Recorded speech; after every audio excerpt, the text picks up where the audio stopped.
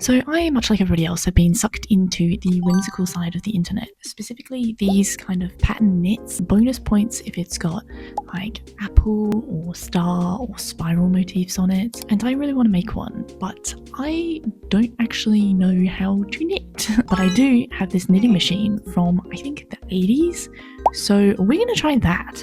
Okay, so this is a machine. She's a brother flatbed knitting machine, which basically means instead of knitting by hand with 2 needles, you have this massive row of tiny needles, and this carriage you shove from side to side and the machine does the knitting. Theoretically.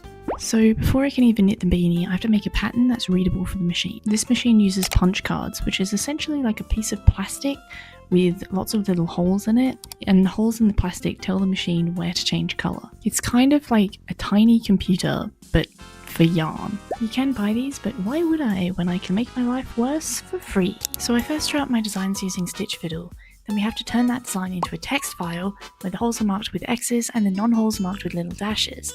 And then I put that into another website, which turned into an SVG file, which is basically just a file that my Cricut can cut. So I have these plastic binder dividers, and I cut out a whole bunch of punch cards for my different designs. If you ever decide to do this, be prepared for these dots to go literally everywhere. Now we have that saga out of the way, we have some punch cards. And now we can get to the fun bits. I recently went to this yarn festival, and it's reignited my hyperfixation with really cool yarns. We're just going to use these boring ones for this project because I'm trying to be responsible and de-stash my yarn stash. You don't want to see the size of my stash. I have a problem. Okay, so for the beanie, we're knitting it bottom up, so from the bottom of the brim, then the main pattern bit, then to the top of the crown. So first we cast on a whole bunch of stitches, put the weighty thing on, the yarn into the carriage, and then just really pray that the first row works.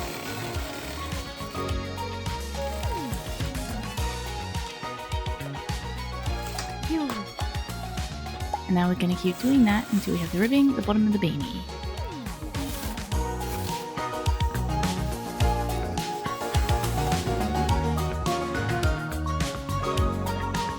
This bit was actually quite satisfying. The carriage goes whoosh and the stitches happen, and for a brief moment I was like, oh my god, am I actually a genius? This moment did not last. I'm just going to rewind here because before I committed to this, I did actually make a swatch. I have made a swatch because apparently that is what responsible people do, and I am trying to become that type of person. This is also where I discovered that the pattern reader is not working properly, which meant I had to remember which row I was on, and babes, let me tell you, your girl was lost. So this is my swatch, and you can see where the pattern gets like a little bit interpretive. I did eventually fix the punch card reader. Do I know how? No. Will I be opening it back up to find out? Absolutely not. Once I fixed it, everything got a lot easier because I didn't have to count the rows manually. So hopefully you can see how this is working. The 2 dots in the punch card and the 2 needles that come out, that's where the colour change has been happening. So this is technically the wrong side of the knitting, or like the inside, and this is the right side. So the colour change will actually look different on that side. So this is the cuff of the beanie, and what I'm going to do now is fold it over and join it together.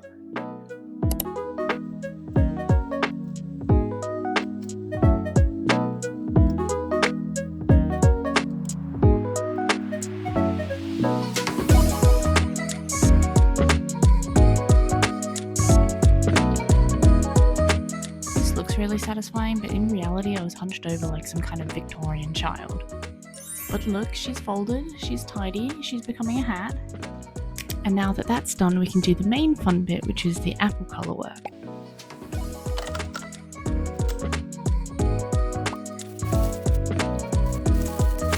I'm not going to pretend to understand how this works, and I technically forgot to change colours for the first few rows, but once the punch card reader was working, this was way easier. Oh my god, you guys, it's doing it! Look at her, look at the little apple.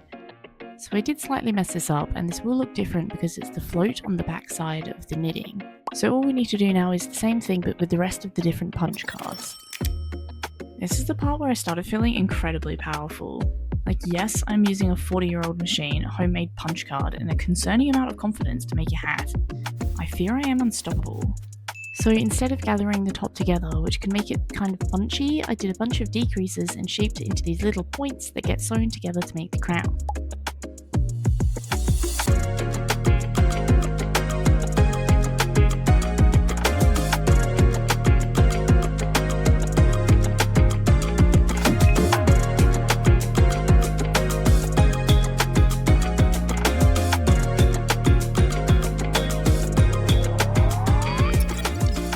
So after the decreases, I took it off the machine, and this is where I entered what I can only describe as a fugue state.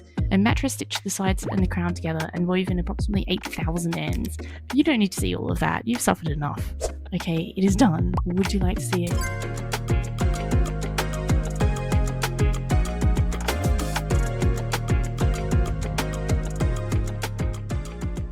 There is, however, one small problem, which is the floats on the inside. I think I'd like to test lining it because the inside is still a bit feral. So my friend suggested fleece lining it, which is actually kind of genius, but if you guys have any ideas with how to deal with the floats, let me know in the comments below. And because I know that not everyone has this old contraption lying around, surprise, I made a hand-knitted version. So you can make one without the emotional damage inflicted on you by the machine. And I'll drop the link to the pattern in the description below. If you made it to the end of the video, we're officially friends now, so you can drop me a compliment in the comments section below. Otherwise, I'll see you in the next one. Okay, bye!